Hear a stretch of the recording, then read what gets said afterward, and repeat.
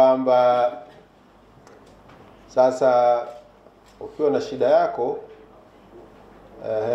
una mgonjwa, unataka upandishwe mshahara, alafu unamfuata mtu ambaye ameomba kitu, alafu moja kwa moja hadharani akijatokea, sasa inakuwa mtihani.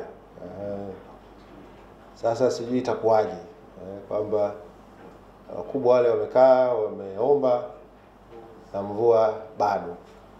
Mimi nikamwambia bwana, unajua kumwomba Mungu anajibu kwa wakati wake, sio kwa wakati unaotaka wewe. Na story ya tatu, jana tulikuwa kwenye kamati ya bunge ya mazingira kwenda kuwasilisha bajeti yetu, na pale wabunge wale wakawa wamechachamaa kwamba hela mlizopanga mwaka jana mpaka sasa zijatolewa, mwaka huu umepanga hela kidogo. Waziri vipi bwana, mbona sasa kama natuangusha, sisi tunakuamini sana, unaona sasa hata mvua hazinyeshi. Hali ya mazingira ngumu, kazi unaona kama inakushinda, mvua hata hazinyeshi. Sasa asubuhi ya leo nikawa na reflect kwamba kwa hali hii ya mabadiliko ya tabia nchi na mvua kutonyesha kwa wakati unaotarajiwa, watu watatu wamepoteza credibility: wazee wa utamaduni, viongozi wa dini na waziri. Sasa kimsingi story hizo zinaunganika kueleza jinsi ambavyo mabadiliko ya tabia nchi na mabadiliko ya mazingira yalivyo na nguvu kubwa, na kiasi kwamba bado uelewa miongoni mwetu kuhusu hali hiyo bado haupo, na bado interventions tunazotafuta ni zile ambazo kwa kweli tunamwamini Mwenyezi Mungu katika baraka zake, lakini pia lazima uchanganye na uhalisia wa sababu ambazo zinafanya mvua zichelewe na zije kwa wakati ambao hautabiriki na kwa kiwango ambacho hakitabiriki. Sasa tunapokuwa na matukio kama haya ambayo yanatusaidia kuongeza uelewa kuhusu hali hii, hali ya mabadiliko ya tabia nchi, hali ya kutotabirika kwa hali ya hewa,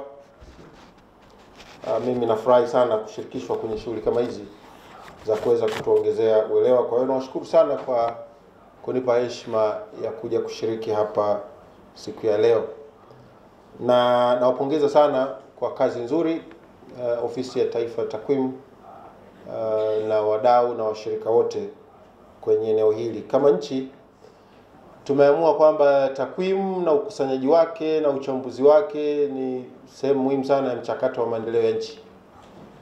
Kwa hiyo kwa ujumla tunawapongeza sana katika kuwezesha hilo, na bila takwimu sahihi, bila uwezo wa kitaasisi wa kuzikusanya na kuzichambua, basi juhudi za kutafuta maendeleo zitakuwa ni sawa sana kupapasa gizani tu bila kujua unaelekea wapi. Kwa hiyo uwezo wa Ofisi ya Takwimu ya Taifa, mfumo mzima wa ukusanyaji takwimu wa nchi, uwezo wa wataalamu wa takwimu, uhuru wao katika kufanya hiyo kazi, na mfumo wa usambazaji, uchambuzi na utumiaji wa takwimu hizo, kwetu sisi ni jambo muhimu sana katika nchi, katika juhudi zetu za kutafuta maendeleo. Kwa hiyo na muhimu katika eneo hili la mazingira lina umuhimu na takwimu, kuna umuhimu mkubwa sana muunganiko wake, na kwa sababu mbili tatu. Moja, takwimu hizi za mazingira zinatusaidia kuona mwenendo, trends za mabadiliko ya mazingira, mabadiliko ya tabia nchi, na hivyo kutuwezesha kuchukua hatua mwafaka. Lakini pili ni dynamism ya mazingira na umuhimu wa mfumo wa takwimu na wenyewe kuwa dynamic katika kucapture hasa the essence ya kinachoendelea. Lakini tatu ni mjadala wenyewe kuhusu spidi ya mabadiliko ya tabia nchi, mchango wa factors mbalimbali na hivyo interventions zipi mwafaka. Hiyo debate bado ipo, na debate hiyo itaweza kumalizwa na upatikanaji wa takwimu sahihi kuhusu vyanzo vya uharibifu wa mazingira, vyanzo vya mabadiliko ya tabia nchi, ukubwa wa mchango wa kila chanzo na process yenyewe mabadiliko ya tabia nchi, impact ya mabadiliko ya tabia nchi, na response.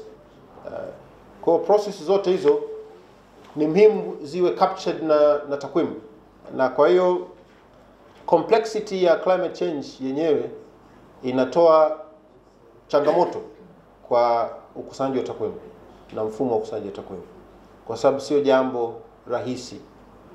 Sio jambo la idadi ya watu kwa mfano ambapo unafanya projection kwa urahisi. Unaweza kufanya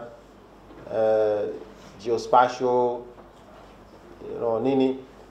Mazingira ni nyumbulifu, kwa hiyo na yenyewe yanahitaji mfumo nyumbulifu wa ukusanyaji wa takwimu. Kwa hiyo katika yote hayo, swala la kujenga uwezo wa taasisi ni muhimu, na muundo pia na mfumo wa takwimu, lakini pia kujenga uwezo technical, human, financial kwa taasisi hii pia ni muhimu, ili kuweza kukabiliana na changamoto ya ukusanyaji wa takwimu za mazingira na mabadiliko ya tabia nchi. Sasa kama nilivyosema, climate change is a reality, na ushahidi upo tayari, lakini bado pamoja na ushahidi, ushawishi mkubwa unahitajika kwa sababu ya udogo wetu sisi, na katika mazingira tunayo encounter wakati mwingine ni vigumu kuona picha kubwa. Yule mtu aliyoko pale Kemondo Bay ambapo anaenda kuziwa, analiona katika ukubwa ule from his vantage point. Ukiwaambia ziwa hili linaharibika, maji yanapungua, hawezi kukuelewa kabisa. Na ndio changamoto ya mazingira popote tulipo, na watu wetu wanapofanya shughuli zao. Yule mtu aliyoko kule Nkasi, ule msitu, umwambie kwamba wewe hapa unachangia katika uharibifu wa nchi, hawezi kukuelewa kabisa, kwa sababu the vastness of what he sees from the vantage point, na yeye udogo wake alipo, lakini hajui kwamba collectively yeye na wenzake wote ni changamoto. Mtu ambaye ana ng'ombe 50, ukimwambia uingizaji wa ng'ombe kwenye msitu hapa unaharibu bayanwai. Kwa hiyo ushawishi kwenye eneo hili bado unahitajika, na takwimu zinatusaidia kufacilitate ushawishi kuhusu kasi ya mabadiliko ya tabia nchi na umuhimu wa hatua za haraka katika kukabiliana nao. Lakini pia kwa hiyo takwimu zinatusaidia sisi kuonyesha mwenendo, trends. Lakini pia takwimu zinatusaidia kutupa early warning vile vile, kwamba unaona kasi ya jangwa. Kwa hiyo tukiendelea kama tunavyoendelea, hii ni tahadhari. Takwimu kizikusanya vizuri, kazichambua vizuri, kazipresent vizuri, pia zina early warning function kwa sisi watunga sera, na kwa zinasaidia kutisha watu kuhusu hali inayokuja. Kwa hiyo umuhimu wa takwimu na mazingira na mabadiliko ya tabia nchi hauwezi kuwa understated.